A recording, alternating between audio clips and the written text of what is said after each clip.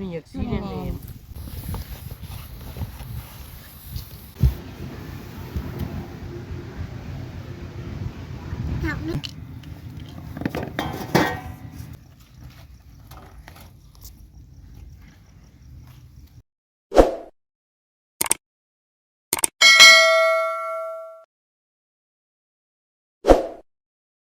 สบายดีพี่น้องวันนี้พ่อเขาบงคำเก่าเนาะบงคำกับสภาพพี่น้องมาหาคุณเบาได้มานี่มากับน้าคนเดียวลงไปเลยมากับแม่น้องกิ๊บเพิ่น2 คนก็จะไปกับก็คุณเอฟซีทุกคนที่เขามาติดตามส้มบองคำไปรุ่นไปทำกันพี่น้องเลยมาสิได้บ่วันนี้ก็สินุ่มๆหนาวๆเลยพี่น้องเลยมื้อซื่นนี่อยากฮ้อนมื้อนี้ก็หนาววันนี้ก็หนาวเดี๋ยวรอหาควายเบาแถวกลางโคกกลางหน้าพี่น้องเลยไปพี่น้องควายเบามันสิเป็นแบบนี้เห็นได้นี่เฮ้ยควายบางก่อนนี่โรดานี่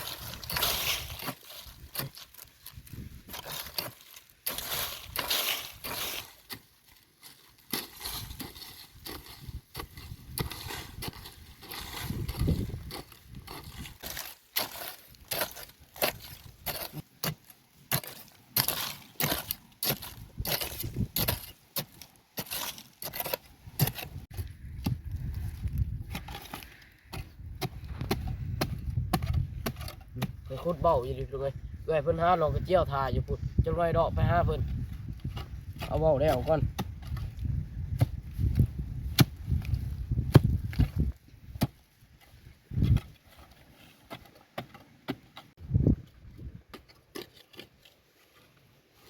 อ๋ออยู่เลยเห็นไหมพี่น้องเอ้ยเห็นไหมช่วยผมว่ามึงก่อนแตกซ้ำพี่น้องเอ้ยกำลังเป็นทางนี่น้ำขนาดจะปาไว้ก่อนเดี๋ยวก่อนหาได้สันนี่เดี๋ยว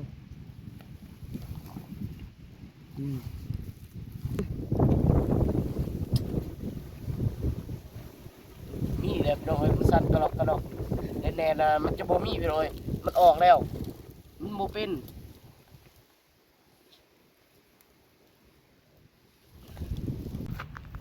นี่พอเอ้ยเพื่อนพี่น้องเอ้ยได้ว่าเราเจียวฮะสบายดีพี่น้องได้3-4 ดอกนี่แหละคำกำลังหาเด้เนาะไปขั้นสั้นเดี๋ยวกันไปพึ่งเบาน้ำกองคำก่อนขั้นเบาพื้นคุดเบาเดี๋ยวข่อยมักพี่น้องเอ้ยเดี๋ยวไปเลาะคุดเบาน้ำกองคำแล้วกันเลาะหาแนวกินปะเห็นเลยพี่น้องเอ้ยผู้นี้ก็คือตื่นแต่นี่มัน2 กล้วยได้พี่น้องเอ้ยจากบ้านสิมีจะบอนี่ดุนไปทำกันนี่แหละ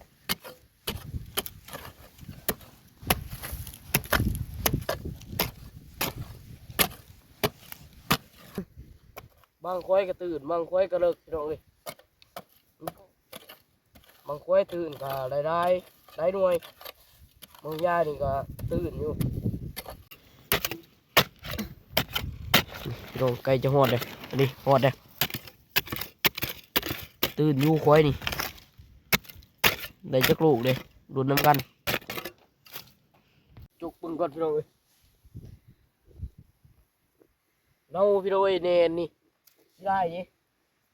เน่านี่ก็เลยบอกว่าสิเน่าวัดหูดีนี่โอ้ยเน่าพี่น้องเอ้ยเน่ากูตูนดิแม่มันออกแล้วแม่มันตายนี่มาได้ปะเอาควายใหม่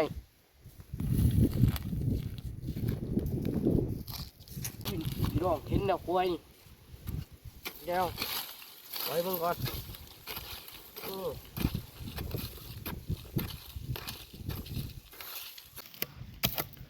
เห็นมันนะพี่น้องเอ้ยเห็นเลยนี่เห็นมันแม่นได้หรอนะพี่น้องเอ้ยเห็นมันแม่นมีหรอหมดขันบ่เน่าได้อุ้ยนี่เห็นนะพี่น้องเอ้ยคุดหอดแล้วตื่นอยู่คุ้มนี่ก็ได้ไปดุดมาน้ำกันสิได้จักลูกบ่ได้เน่าพี่น้องเอ้ยมีตัวดิ1อุ้ยแนนบ่มีตัวดิเดี๋ยวทำเบิ่งตัวแนนก่อนพี่น้องเอ้ยนี่ตัวแนนมันสิบ่มีมันสิบ่เป็นพี่น้องเอ้ยเดี๋ยวเอาก่อน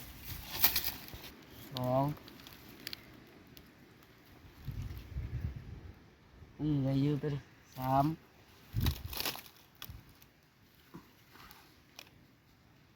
สี่อยากแน่นนิดนึงตัวนี้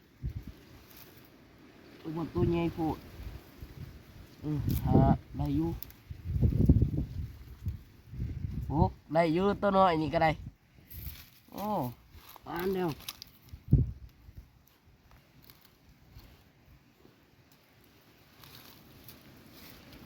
ได้6 หน่วยพี่น้อยขันโมเนาก็ได้7 หน่วย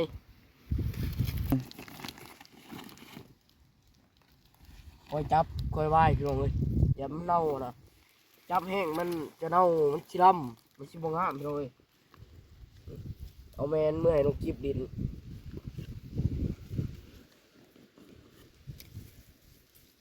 หน่อยตัวนี้งามครับพ่อไอเด็กน้องเอ้ยจะเป็นมันมากกับพ่ออีเดียวนี่ก้อยใหญ่ขนาดไปเดี๋ยวขุดเบิ่งก่อนมันอยู่บ่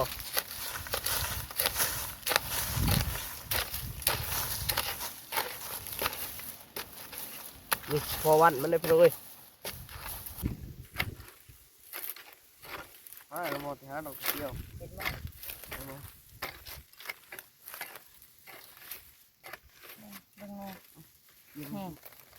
มาแล้วพันให้ใส่โลด เป็นกุด เพี้ยนกันพูดใส่แม่นเฮ็ดเฮียหรือวะนี่ ไอ้นี่แห้งนี่รู้ได้หันอันนั้นนี่เสื้อหูเลย เรื่องหูมันสิเชื่องไปใส่ อันนี้เห็นบัตรมันไม่ได้อยู่นะ หวานแม่นบ้าน นี่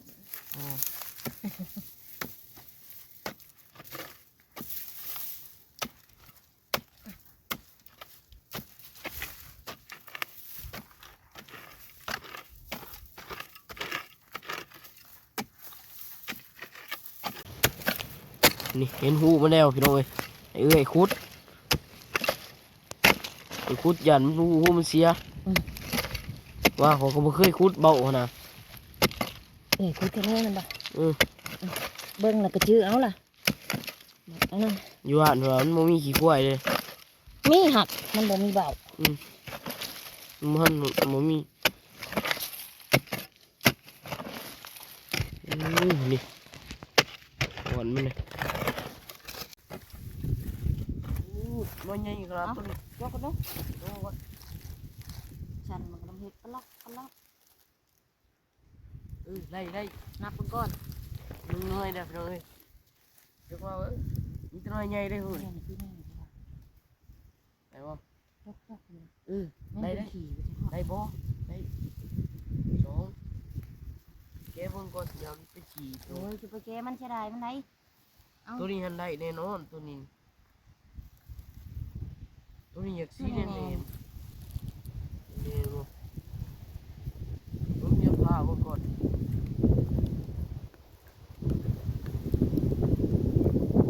เอาขึ้นประมาณแต่บัดขึ้นได้4หน่อยนึง สีหน่อยต้นเน้น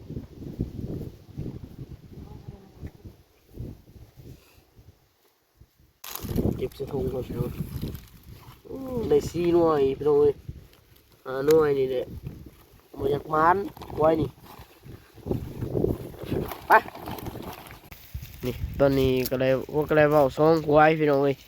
เนาะหาอีกจัก2-3 ควายจังเมื่อไป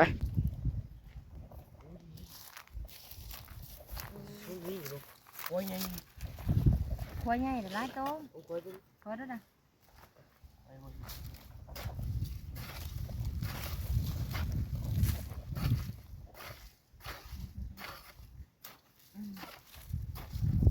เป็นวันที่10แล้วก็มันแน่ควายเข้าไป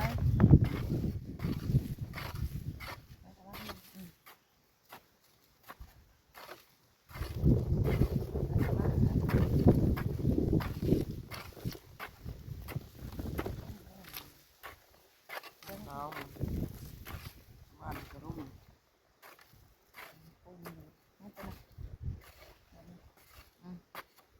มาแล้วเอานะมาแล้วเอาดิเป็นบัตรมันเลยพี่โอ้ย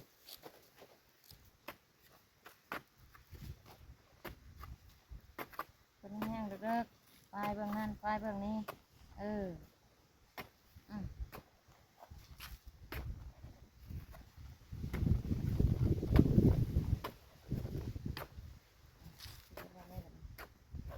ฝั่งนี้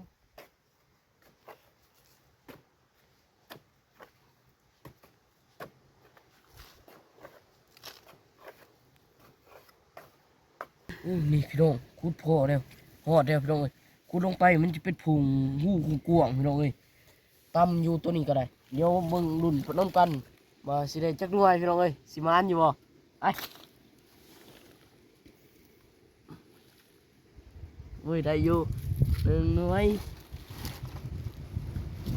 นี่ก็ได้2 หน่วย3 หน่วยแล้วไล่3 หน่วยแล้วพี่น้องเอ้ย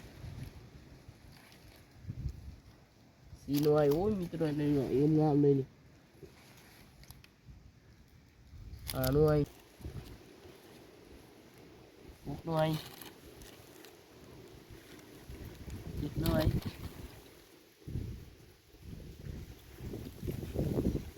หน่วย9 หน่วย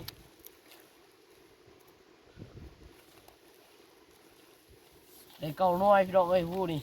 10ทั้งแม่มันพี่น้องเอ้ย10โตทั้งแม่มัน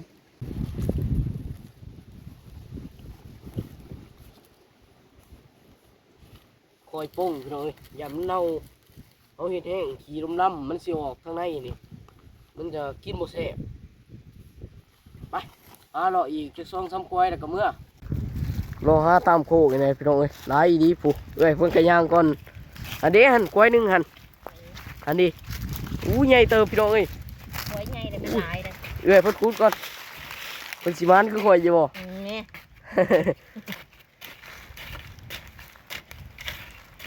สายมันมานำกันพี่น้องเอ้ย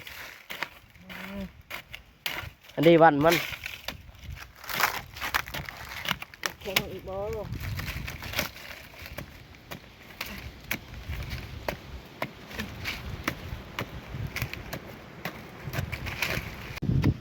เอาคูดจะสิมานคือข่อยอยู่บ่สิได้จักหน่วยได้ว่า10 หน่วยคือข่อย ลองเบิ่งแม่น้องกิ๊บประมาณผู้ใดสิมาหมาน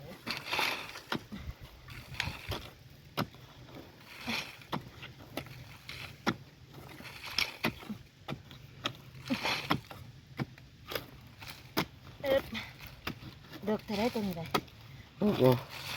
เลิกแล้วแม่น โอ้เพิ่นเห็นนะพี่น้องเอ้ยเพิ่นสิมานข่อยบ่เอามา อืม ได้1แล้ว1 แต้มแล้ว สอง 2 3 3 หน่วยจังหวะขอยันติดจักกันเลยนี่ 4 เดือน5บ่ได้พี่น้องเอ้ย เจ้าน้อยนี่ล่ะมันกำลังออก อืม ครึ่งเลยได้ เดือน หก โอ้ 7โอ้เดี๋ยว7 หน่วย แหน่บ่มานโทรข่อยซ้ำพี่น้องเอ้ย8 หน่วย8 หน่วยทั้งแม่มัน เป็น เก็บใส่ก่อนพี่น้องเอ้ยของเพิ่นได้7 หน่วยเลย8 หน่วยทั้งแม่มันไปให้อีกคนจะควายจังเมื่อพี่น้องเอ้ย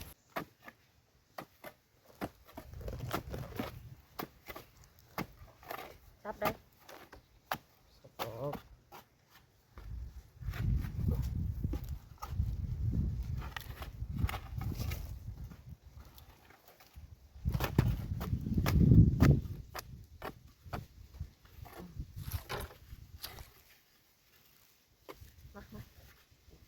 เนี่ยกูใหม่เอากูใหม่เสียหน่วย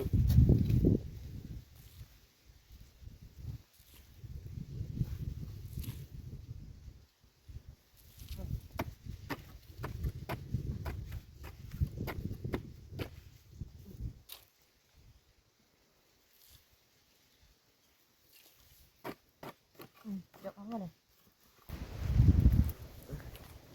กินเป็นไร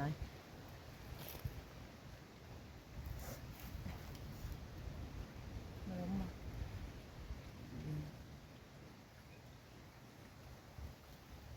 มาเลย เนี่ย ทำแง่งไหมแง่งเหรอ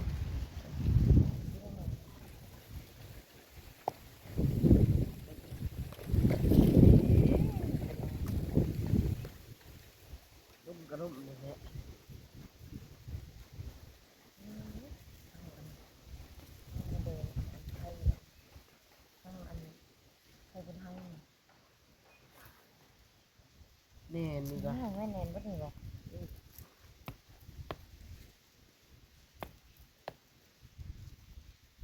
ตอนนี้บอกกาคุดพ่อเลยพี่น้องเอ้ยเดี๋ยวมาเอาไว้ต้องอยู่ให้แม่น้องกิฟเพิ่นก่อนเมื่อมุกใส่เว้านี่ตอนนี้มาฮอดให้แม่น้องกิฟเพิ่นเนี่ยพี่น้องเอ้ยโอ้เดี๋ยวเอาไว้ต้องก่อนโอ้นี่ตรงงามๆพี่น้องเอ้ยไปเอาไว้ต้องก่อนเอ้ยมื่นโอ้ซอยพับเอาเมื่อก่อนพี่น้องเอ้ยเอาเมื่อมันการมันกันนะการมันซื้อ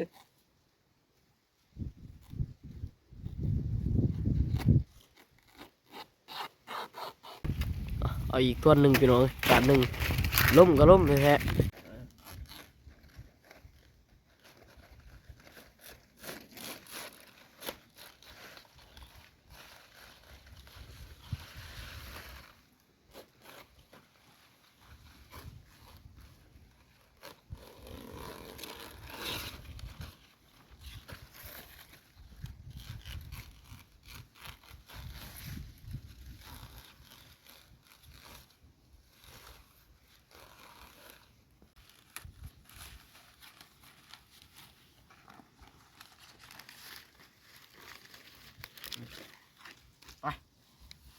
โอ้ยจะได้เมื่อเลยพี่น้องเอ้ย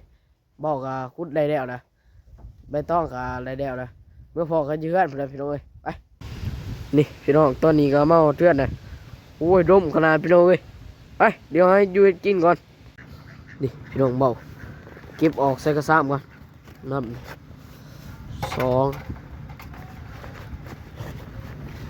เอานับต่อพี่น้องเอ้ยคอยเอาออกมันสิแตก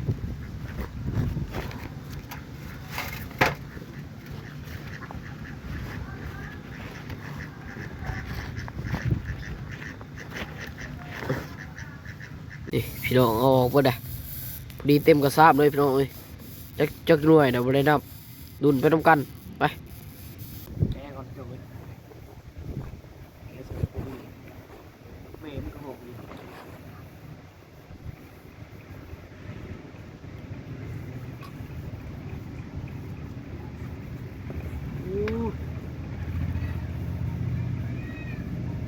มีข้ามอะไรเนาะปุ้ยนั่นเอง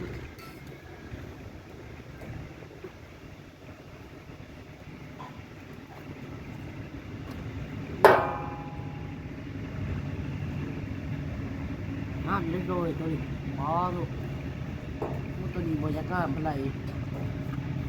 อย่างมันมีบางลูกงามมีบางลูกบ่งามนี่แหละตัวนี้งามคู่ด้วยหรอก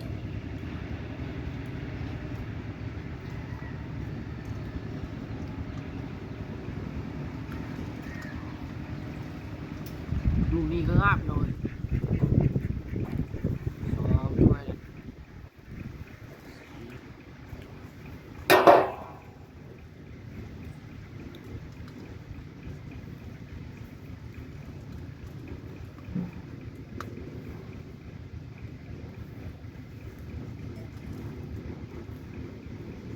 ตัวนี้ก็เลย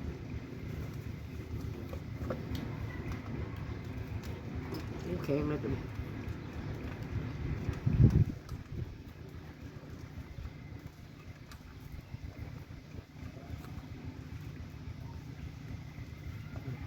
ตัวนี้ก็ได้จักหน่อยเลยเพื่อน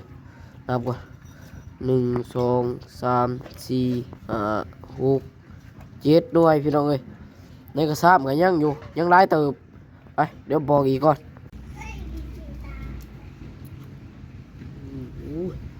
ลังสิเป็นเมงจุจีพี่น้องเอ้ยเว้นว่ามันเน่าอะไรมันลังสิเป็นเมงจุจีถือ พอถือว่าว่านี่บ่มีห้าหูนะมีสุด เขาบ่ บัวคอบัวขาวบัว เศร้าหรอก็ไข่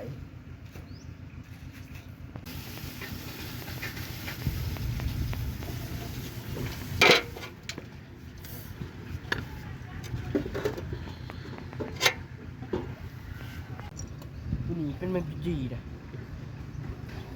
ลูกอันนี้ ฮะ มันก็ลูกอันนี้ โอ้ ไอแทนมันก็จี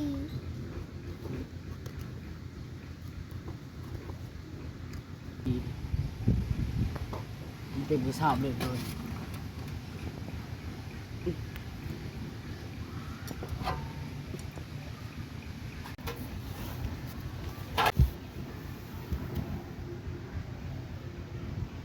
ทับหนึ่ง ใส่ถ้วยก่อน ทับ แม่มันก็ห่วงอยู่ ทับอะไร ห้าหกเจ็ดแปด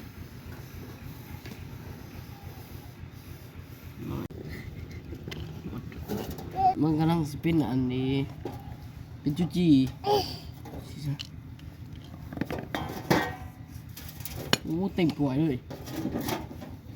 ดิพี่น้องเบากระปองเร็วด้วยเดี๋ยวไปหาเก็บผักเก็บเดี๋ยวเอามาใส่มุกเบาก่อนไปนี่พี่น้องเก็บเอาผักบัวก่อนซอยใส่มุกหัวมุกอันนั้นมุกเบาลืมไปนะ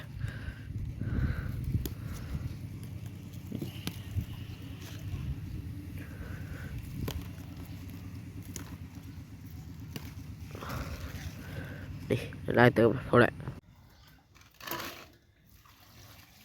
อุ้ยดำมันออกเลยนี่โอ้มันกำลังสิเป็นจุจีเบิร์ดเลย น้องคนบอก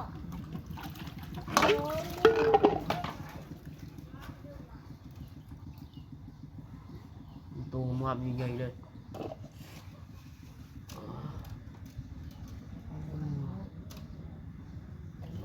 ไปทำการมุกซอยบัวผักบัวใส่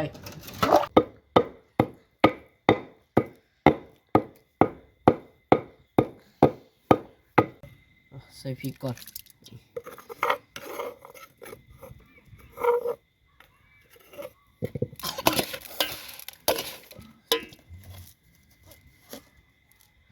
ดัว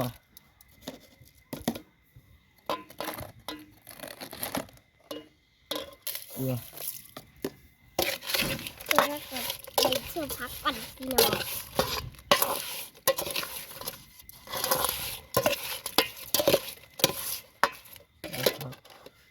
ใส่ไปพร้อมๆกัน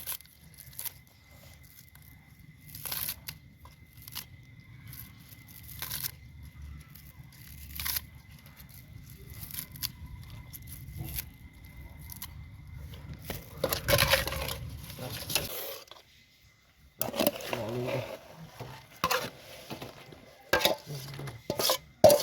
เสียบไป ผัก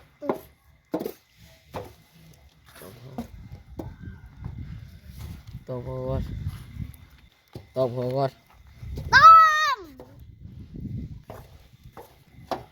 ปรุงซีอิ๊วก่อน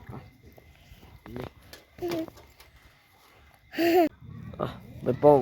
เอาไปต้องปรุงก่อนอ่ะถ้ามันสุกบาดนี่ใครมึงหมอหวดก่อนพี่น้องเลยมึงเห็นมึงซ้ำนี่โอ้โหนอนสุกเลยแหละไป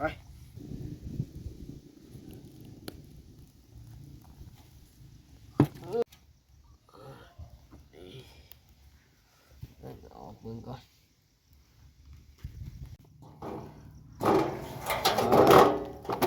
โอ้ยดอกกระเจียวมันกินมันเดี๋ยวแกมันก่อนหน้าตามันเป็นอะไรพี่น้องเอ้ยแกมันก่อนเป็นอะไรพี่น้องเอ้ยครั้งแรกมุกเบาโอ้จะกินอยู่นะพี่น้องเอ้ยนี่จะแสบอยู่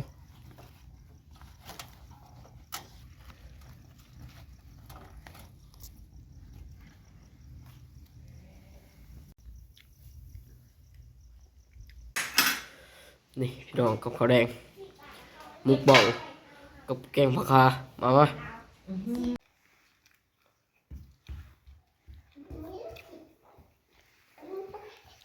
เอาละก็จะปนให้คือนี้นะคือนี้ไม่ดื้อจนเจ็บไป มึงหลายเรื่องนี้พอแล้ว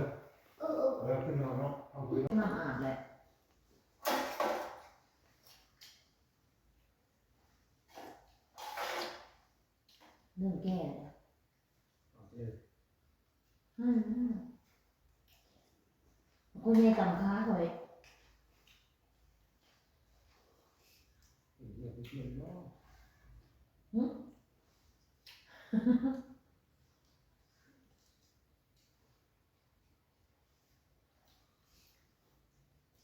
มึงคือแบบนี้ได้แหละ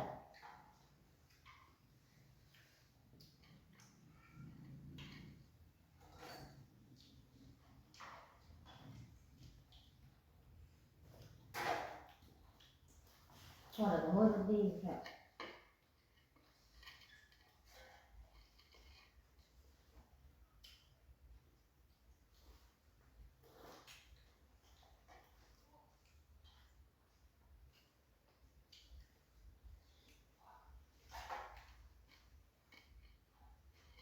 ตอนนี้เขากินน้ำเรียบร้อยก็จะได้ไปคลิปน้องซิมเนาะก็จะไปคลิปกับขอบคุณ FC ทุกคนที่เขามาติดตามมาชมบางคำคลิปหน้าพบกันใหม่พี่น้องเอ้ยไป